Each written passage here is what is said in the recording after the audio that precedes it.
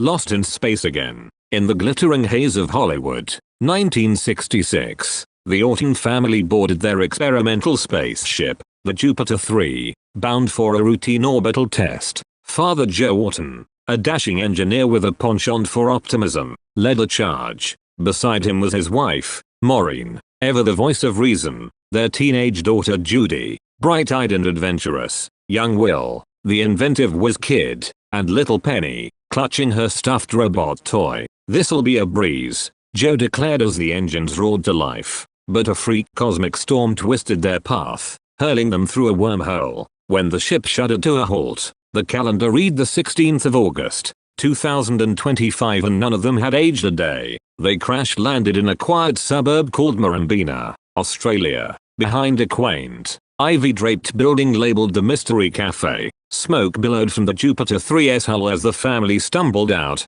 disoriented by the modern world. Sleek cars whizzing by, people glued to glowing screens, and the distant hum of a train. Before they could gather their wits, an elegant woman in a floral dress emerged from the cafe's back door. "Well, aren't you a sight for sore eyes, lost space travelers?" "I presume," she said with a warm, aristocratic lilt. She introduced herself as Lady Hamilton-Smyth, the cafe's proprietor, known for her eccentric teas and even more eccentric guests. Her eyes sparkled with genuine delight at the Ortons' vintage spacesuits and tales of 1960s Hollywood. "Come in, dears. You look like you could use a proper cuppa." Lady Hamilton-Smyth ushered them inside, where the cafe's interior was a labyrinth of antique clocks, velvet curtains, and shelves lined with cryptic books. She fed them scones and stories of her own adventurous youth, quickly taking a shine to the family. Judy bonded over fashion trends that had cycled back in style, while Will tinkered with her broken espresso machine,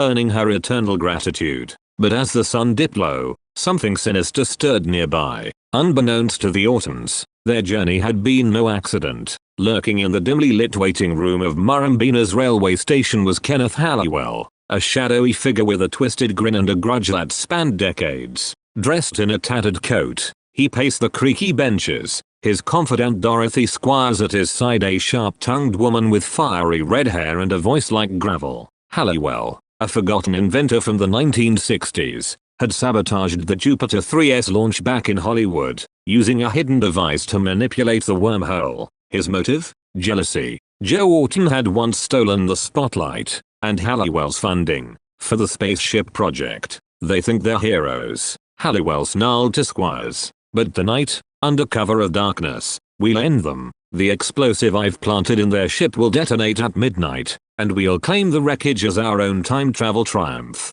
Squires nodded, her eyes gleaming. "And with them gone, darling, we'll rewrite history. No more Ortons stealing the glory." They had tracked the family's trajectory through illicit satellite hacks, waiting in this forsaken station like spiders in a web. As night fell, twists began to unravel. Will, exploring the cafe's backyard, noticed a strange humming from the Jupiter 3. Investigating, he found a foreign device wired to the engine's A-bomb. He rushed back to alert the family, but Halliwell and Squires struck first. Under the moon's shadow, they crept toward the ship, Squires distracting Lady Hamilton-Smyth with a phony phone call about a train delay emergency. Halliwell slunk aboard, intent on accelerating the detonation. But fate twisted again. Penny, unable to sleep, wandered outside and spotted the intruders. Her scream echoed, drawing Joe and Maureen. A frantic chase ensued through the cafe's maze-like garden. Halliwell lunged at Joe with a wrench,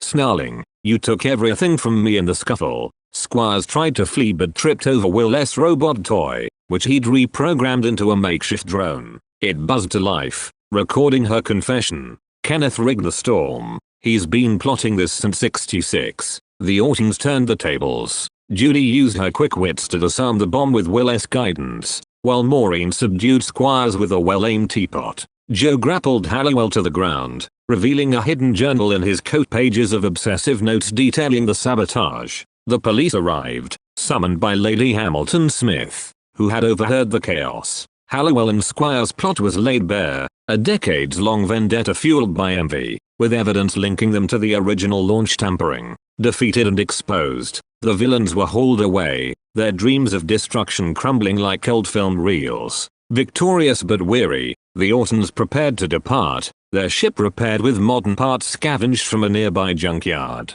Lady Hamilton-Smyth insisted on one last gesture. "You can't leave without a proper send-off," she declared. The next afternoon, she threw a lavish high tea party in the cafe's sunlit parlor. Tables groaned under cucumber sandwiches, Victoria sponges, and Earl Grey and fine china. Guests from the neighborhood marveled at the time-traveling celebrities, while Lady Hamilton-Smyth toasted their bravery. To the Ortons, may your stars always align. As the family boarded the Jupiter 3, waving goodbye, Joe smiled at his clan. "Lost again, but found our way home." The engines ignited, propelling them back through the wormhole toward 1966, leaving Murrumbeena's mysteries and their newfound friend behind.